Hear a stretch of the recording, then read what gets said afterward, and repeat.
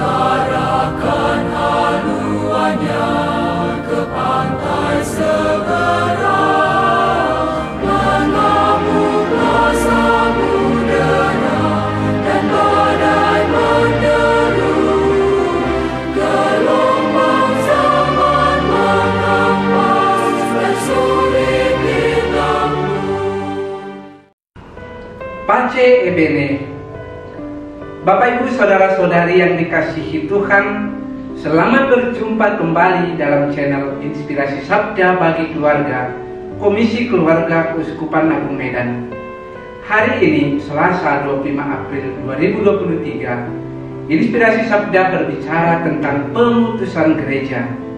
Inspirasi Sabda hari ini diambil dari Injil Markus bab 16 ayat 15 sampai 20. Inilah Injil suci menurut Markus. Dimuliakanlah Tuhan.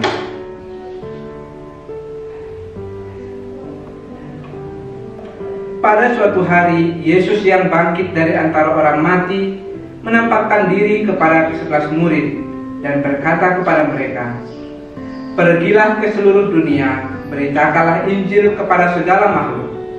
Siapa yang percaya dan dibaptis akan diselamatkan, tetapi siapa yang tidak percaya akan dihukum.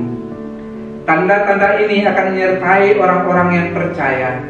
Mereka akan mengusir setan-setan demi namaku. Mereka akan berbicara dalam bahasa-bahasa yang baru bagi mereka.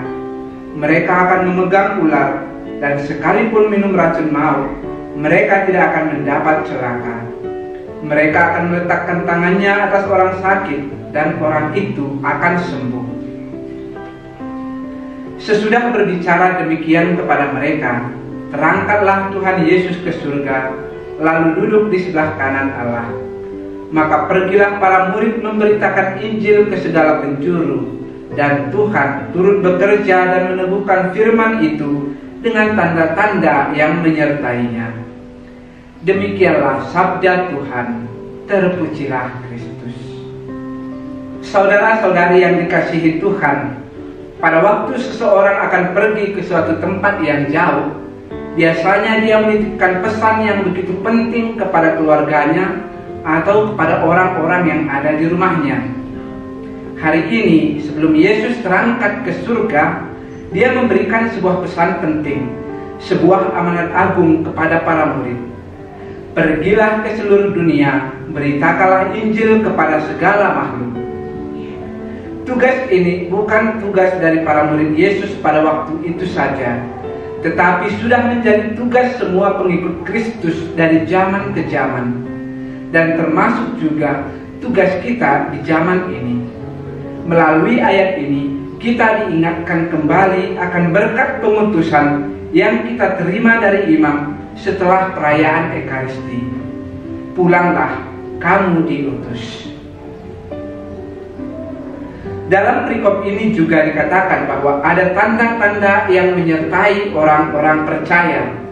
Siapa yang percaya dan dibaptis akan diselamatkan, dan siapa yang tidak percaya akan dihukum. Ayat ini mengingatkan kita akan pembaptisan. Ketika kita menerima sakramen baptis, kita telah menerima rahmat kehidupan baru, yakni hidup dalam persekutuan dengan Allah. Kita menjadi bagian dari gereja, namun sebagai seorang pengikut Kristus, tidak cukup bahwa kita hanya dibaptis saja, tetapi kita mempunyai tugas perutusan untuk mengabarkan cinta kasih Allah kepada dunia. Pewartaan kita inilah yang menjadi bukti bahwa kita adalah orang-orang percaya. Tanda-tanda itu sudah kita dengarkan tadi, dan tampaknya sangat jelas artinya bagi kita. Namun ada satu tanda yang tidak bisa kita tafsirkan secara harafiah begitu saja, yakni sekalipun mereka minum racun maut, mereka tidak akan mendapat celaka. Ayat ini mau menyatakan bahwa apabila kita sedang berada dalam perjalanan atau dalam pelayanan, senantiasa ada perlindungan Tuhan bagi kita. Penegasannya ada pada kata perlindungan Tuhan. Orang-orang yang tinggal dalam perbudakan dosa misalnya bergantung kepada kuasa-kuasa kegelapan seperti ilmu-ilmu gaib, okultisme, sihir, astrologi, horoskop, ilmu-ilmu magis, penyembahan-penyembahan berhala, dan banyak lainnya, menghalangi karya Allah, karya penyelamatan Allah dalam dirinya. Melalui perintah ini, Yesus menghendaki agar setiap orang beroleh kesembuhan, baik kesembuhan secara fisik maupun kesembuhan dalam jiwanya. Saudara-saudari yang dikasihi Tuhan, di tengah perayaan Paskah yang kita rayakan saat ini, kita juga merayakan Pesta Santo Markus Pengarang Injil. Markus bukan salah satu dari ke-12 rasul, tetapi dia adalah salah seorang dari murid Petrus. Markus sangat dekat dengan Petrus, dan karena kedekatannya itu, Petrus bahkan memanggil Markus sebagai anakku. Itu dapat terlihat dalam bacaan pertama, tepatnya dalam 1 Petrus 5 bab 5 ayat 13. Markus menulis Injilnya menurut apa yang didengarnya dari Rasul Petrus. Santo Markus dilambangkan dengan singa yang bersayap. Ini menunjuk pada Nabi Yesaya ketika ia memulai menulis Injilnya. Inilah permulaan Injil tentang Yesus Kristus, Anak Allah. Seperti ada tertulis dalam kitab Nabi Yesaya, "Lihatlah, aku menyuruh utusanku mendahului engkau. Ia akan mempersiapkan jalan bagimu." Ada suara orang yang berseru-seru di padang gurun, "Persiapkanlah jalan untuk Tuhan, luruskanlah jalan baginya." Suara orang yang berseru-seru di padang gurun mengingatkan kita pada auman singa. Singa melambangkan jabatan rajawi, suatu simbol yang tepat bagi putra Allah. Selain itu, singa juga merupakan simbol keberanian. Santo Markus dengan berani menghadapi kematian sebagai seorang martir. Ia meninggal dengan cara badannya diseret hidup-hidup dengan kuda melalui jalan-jalan yang penuh batu hingga kematian menjemput. Markus telah menjadi benih Injil bagi kita semua, sehingga kita semua dapat mendengar sabda keselamatan. Inilah bukti kasih kepada Tuhan. Walaupun harus menghadapi bahaya kematian, dia tetap setia kepada Allah.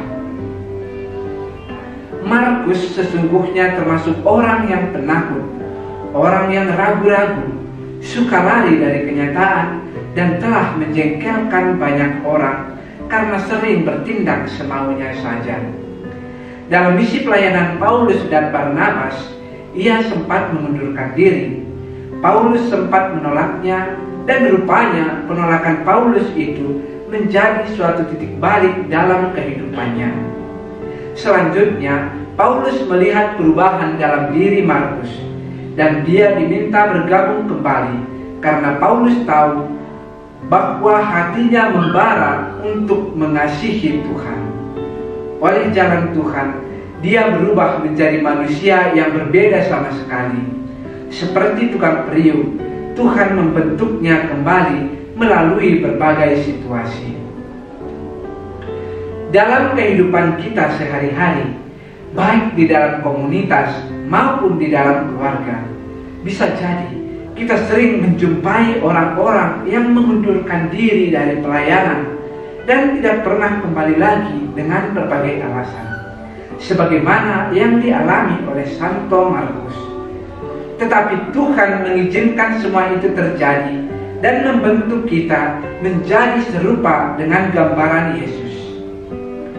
Meskipun sudah sempat mengundurkan diri dari pelayanannya, tetapi Tuhan tetap menerima Markus apa adanya dan dibentuk ulang melalui berbagai situasi. Jalan Tuhan sungguh tidak mampu diselami oleh akal manusia. Saudara-saudari yang dikasihi Tuhan, Tuhan memanggil para murid dan mengutus mereka menjadi pewarta Injil.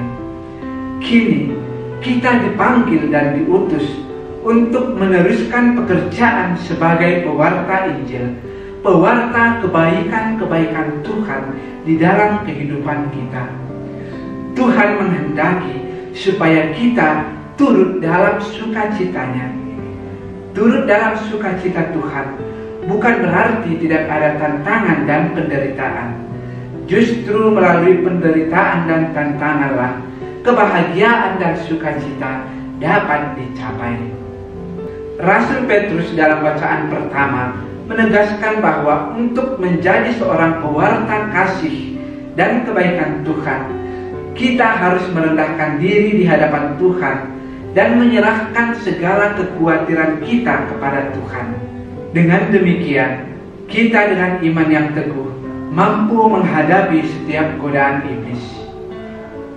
Dalam suratnya, Petrus juga menitipkan salam dari Markus, anaknya dalam iman. Kini, salam itu sampai kepada kita, dan hendaknya salam itu juga kita teruskan kepada orang-orang di sekitar kita. Semoga dengan meneladan Santo Markus yang hatinya membara mengasihi Tuhan, kita juga terdorong untuk mengasihi Tuhan dengan hati yang membara lewat pelayanan, lewat pewartaan kita tentang cinta kasih dan kebaikan-kebaikan Tuhan dalam kehidupan kita sehari-hari. Semoga kasih karunia dan damai sejahtera semakin melimpahi kita oleh karena pengenalan kita akan Allah dan akan Yesus Tuhan kita. Amin.